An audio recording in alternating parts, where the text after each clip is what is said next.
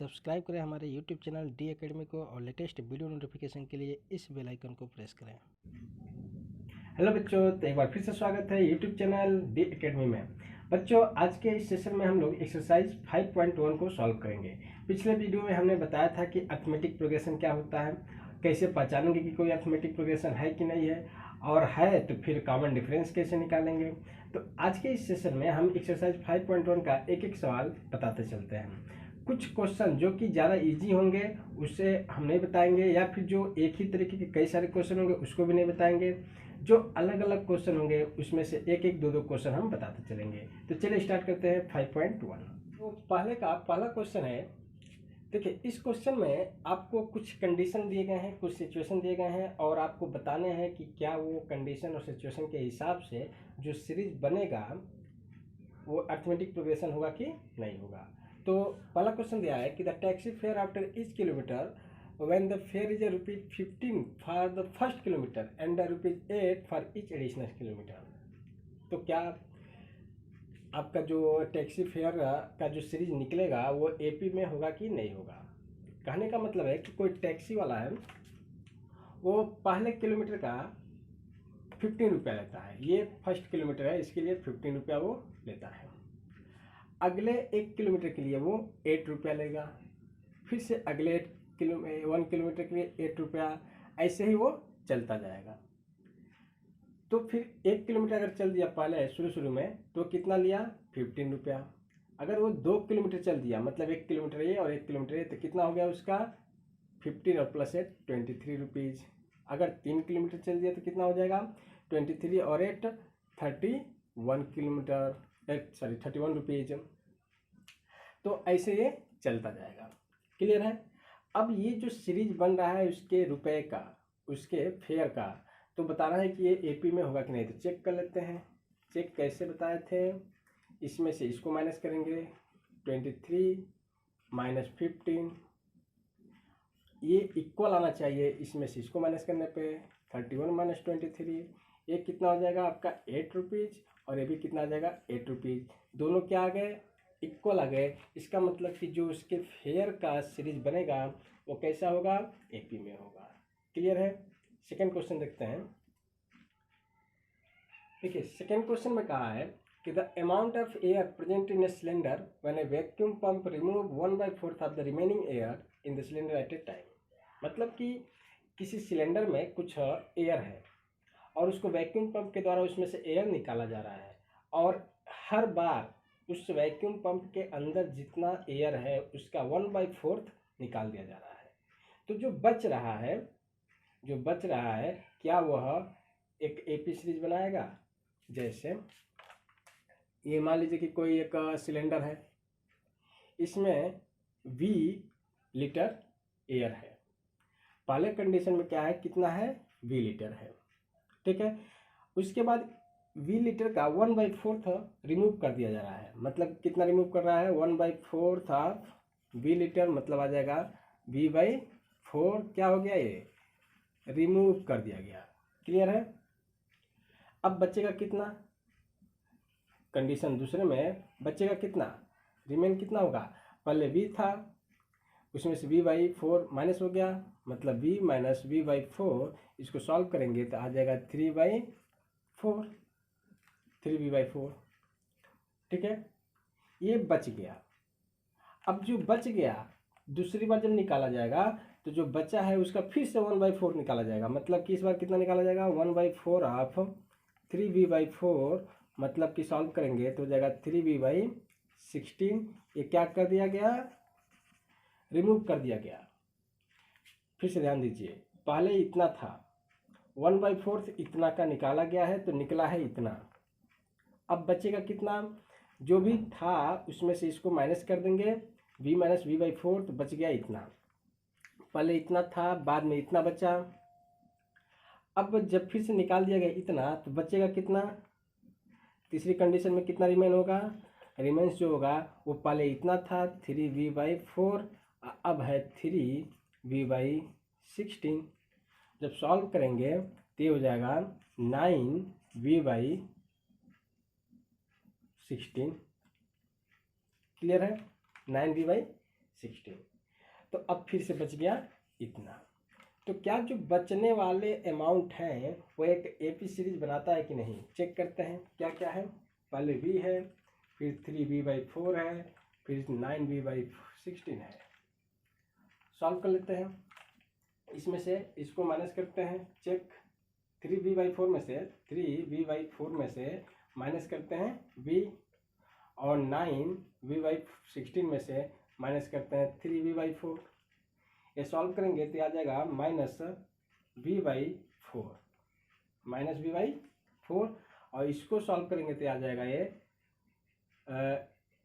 -3v/4। तो ये इक्वल आया नहीं। जब इक्वल नहीं आया इसका मतलब कि जो रिमेनिंग का जो सीरीज बनेगा वो एपी में नहीं होगा। नेक्स्ट क्वेश्चन है, the cost of digging a well after every meter of digging when it is ₹150 for the first meter and the rises by ₹50 for each additional meter। कहने का मतलब है कि एक वेल को खोदा जा रहा है, कुआं। तो जो पहला मीटर है, इतना मीटर जब भी डीप उसको डिग किया जा रहा है तो इसके लिए ₹150 लग रहा है। उसके बाद हर मीटर के लिए ₹50 एडिशनल लग रहा है। मतलब कि इस मीटर के लिए फिर से ₹50 लगेगा, इस एक मीटर के लिए ₹50 लगेगा, और ऐसे ये चलता जाएगा। तो बताना है कि जो पैसा बनेगा, जैसे 1 मीटर डिग किया गया तो कितना रुपया मिला, ₹150। अगर 2 मीटर डिग कर दिया जाएगा तो 150 ये और 50 ये, मतलब कि कितना हो जाएगा 200। 3 मीटर किया जाएगा तो 200 और 50 से 250। तो ये जो पैसे का सीरीज बनेगा वो कैसा होगा, चेक करते हैं हम लोग। क्या क्या है, 150 है, 200 है, 250 है। चेक कीजिए क्या बताए थे, इसमें से इसको माइनस करिए, 200 में से 150 को माइनस करिए, आना चाहिए किसके बराबर, इसमें से इसको माइनस करने पे 250 में से 200 माइनस करेंगे आ जाएगा ₹50। इसका भी करेंगे तो आ जाएगा ₹50। इसका मतलब कि दोनों क्या आ गया, सेम आ गया। और ऐसे में जो पैसा बनेगा उसका हर मीटर का जो सीरीज बनेगा वो एक एपी सीरीज होगा। नेक्स्ट क्वेश्चन है कि the amount of money in the account every year when ₹10,000 is deposited at CI at 8% per annum. कहने का मतलब है कि कोई आदमी जो है वो बैंक में एक 10,000 रुपया वो डिपॉजिट करता है, और हर साल के अंत में उसे CI के रेट से, CI कंपाउंड इंटरेस्ट, CI के रेट से, वो भी रेट क्या है 8%, उसका पैसा बढ़ता जाता है। तो बताना है कि हर साल का जो उसका पैसा बनेगा वो पैसा एपी के सीरीज में बनेगा कि नहीं। तो आप जानते हैं कि अमाउंट जो CI में होता है वो होता है principal 1 plus rate upon 100 to the power time. ठीक है, तो ये प्रिंसिपल मतलब जो पैसा जमा किया है, रेट और टाइम।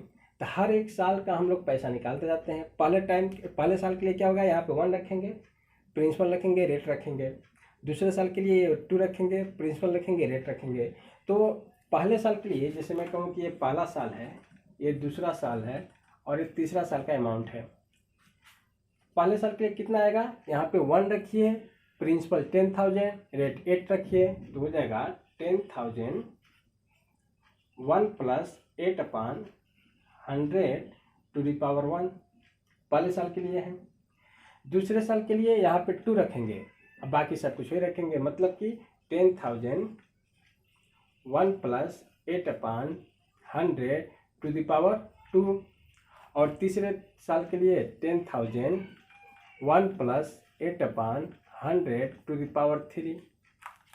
अभी बताना है कि जो पैसा बन रहा है, ये सब पैसा है, उसका अमाउंट है, तो क्या यह एपी सीरीज बनाएगा कि नहीं।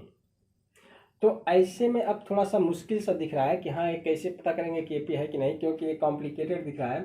तो इसके लिए क्या करिए, अब देखिए 10,000 यहाँ पे भी है, 10,000 यहाँ पे भी है, यहाँ पे भी है।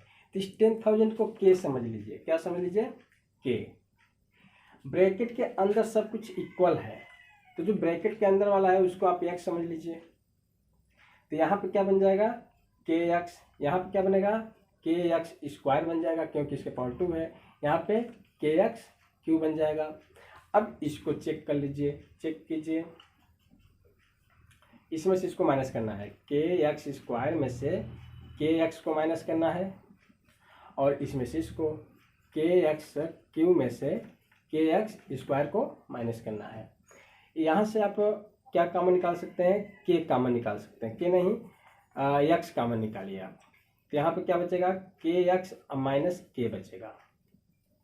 यहाँ पे क्या कॉमन निकाल सकते हैं आप, एक्स स्क्वायर कॉमन निकालेंगे, बचेगा के एक्स माइनस के।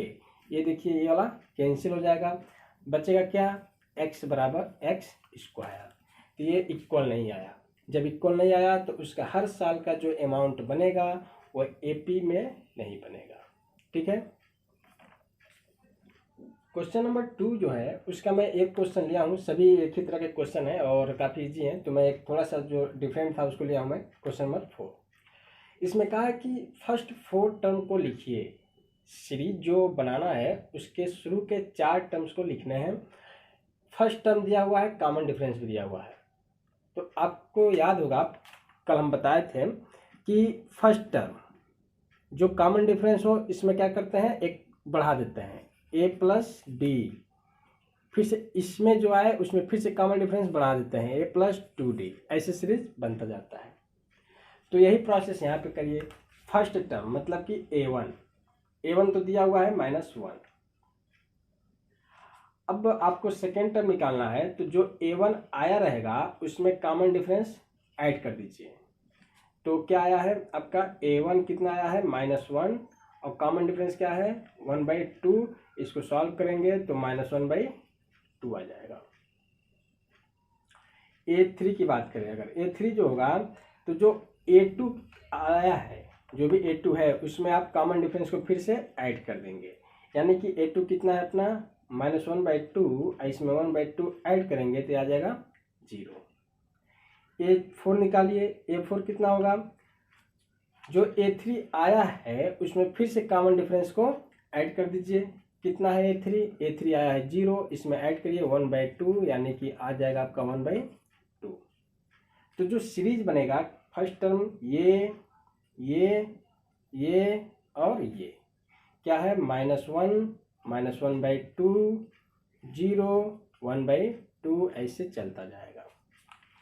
मतलब कि आपको a और d पता है तो a में d ऐड करिए, फिर से जो आए उसमें फिर से d ऐड करिए, जो आए उसमें फिर से d ऐड करिए और ऐसे सीरीज बनाते जाते हैं। ठीक है।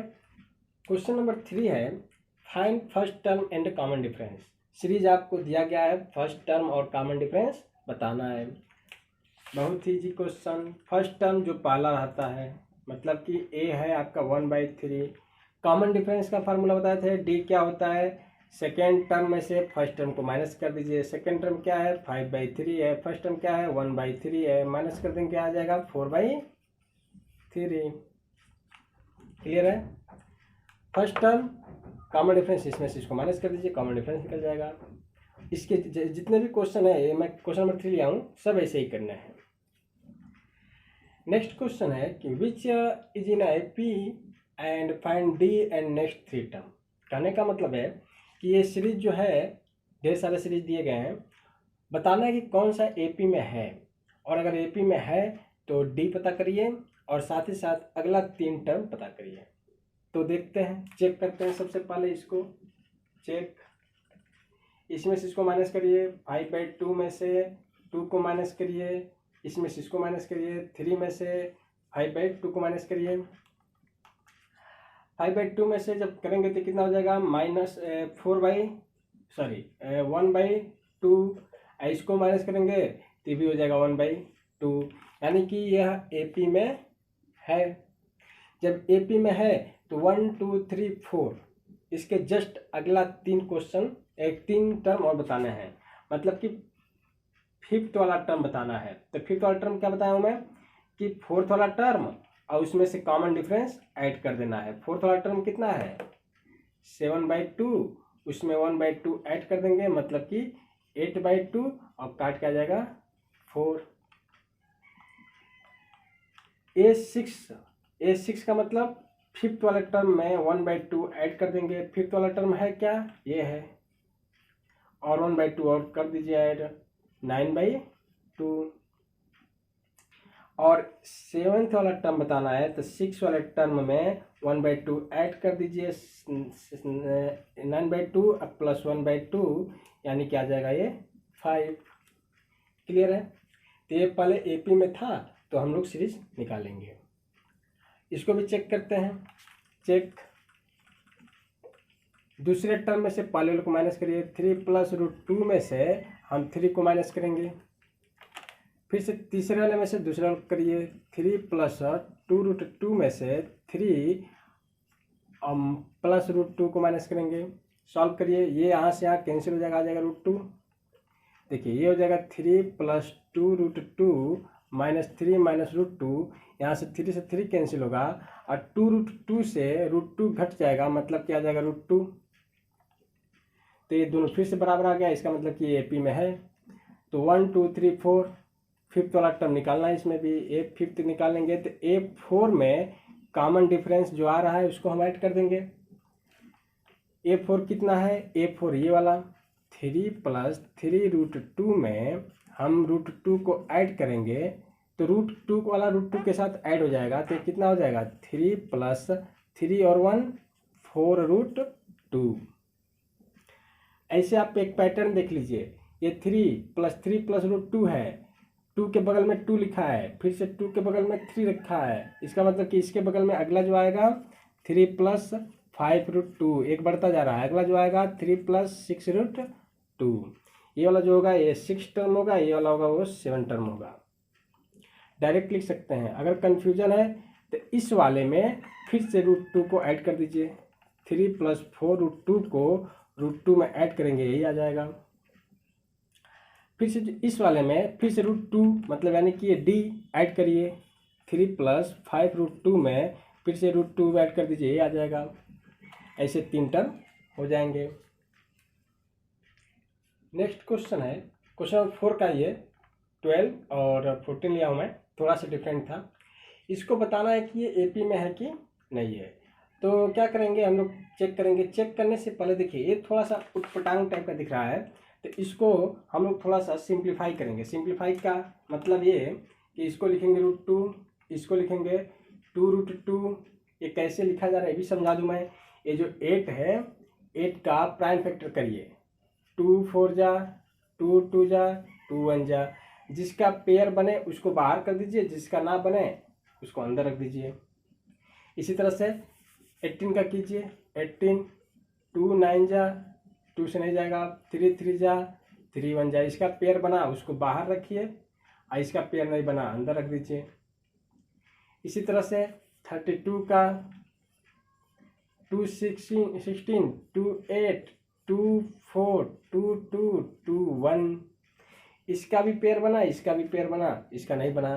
तो जिसका पेयर बने उसको मल्टीप्लाई करके, इसका मतलब 2, इसका मतलब 2 2 2 जा 4, बाहर रखना है, 2 को अंदर रखना है। ठीक है। अब चेक कर लीजिए। इसमें से इसको माइनस करिए। 2√2 - √2। इसमें से इसको 3√2 - 2√2। जब माइनस करेंगे तो √2 आ जाएगा, इसको माइनस करेंगे तो √2 आ जाएगा। इसका मतलब कि ये एपी में है। जब एपी में है तो 5वां 6वां 7वां टर्म निकालिए। 5वां टर्म कैसे निकलेगा? चौथे टर्म में से, इसका मतलब ये लिखेंगे आप 4√2, ये जोड़ देना है, कितना आ जाएगा 5√2। 6वां टर्म ये जो आ गया, इसमें फिर से ये जोड़ देना है, इसी को जोड़ना है, तो ये हो जाएगा 6√2। इसी तरह 7वां 6√2 में √2 को ऐड करेंगे, आ जाएगा 7√2। थोड़ा सा मैं फास्ट लगा रहा हूँ क्योंकि काफ़ी इजी कैलकुलेशन है, आप समझ रहे होंगे। उसके बाद इसमें देख लेते हैं, इसको भी सॉल्व करके ही सॉल्व करेंगे, मतलब कि इसको थोड़ा सिंप्लीफाई करके ही। जैसे मैं कहूँ कि इसका स्क्वायर 1, इसका 9, इसका 25, इसका 49। चेक कीजिए। वो 9 में से 1 करेंगे, 9 में से 1, 25 में से करिए, 25 में से इसको माइनस करिए 9, ये करेंगे तो कितना आ जाएगा 8, ये करेंगे तो कितना आ जाएगा 16। तो जब इक्वल आया ही नहीं तो फिर AP बनेगा ही नहीं, और जब AP बनेगा नहीं तो आगे करने की ज़रूरत है ही नहीं, यहीं पे ख़त्म। ठीक है, तो इस तरीके से हम लोग एक्सरसाइज 5.1 को कंप्लीट कर लिए। अब इसमें मैं एक एक क्वेश्चन तो नहीं बता पाया हूँ, हालांकि सारे क्वेश्चन बहुत ही इजी थे, लेकिन जो थोड़ा सा डिफरेंट थे उसको मैं बताने की कोशिश किया हूँ। इस वीडियो को आप बार बार देखिए और समझिए कि कैसे किया जा रहा है। हालांकि मेरा थोड़ा स्पीड तेज़ था क्योंकि कैलकुलेशन बहुत ही इजी था, उतना आप समझ सकते हैं। और अगर नहीं समझ में आता है तो वीडियो को पॉज कर करके आप समझने की कोशिश करिए। उसके बावजूद भी नहीं आता है तो फिर कमेंट करिए, मैं फिर से समझाने की कोशिश करूँगा। तब तक के लिए इसको देखते रहिए और अगले वीडियो के लिए इंतज़ार कीजिए।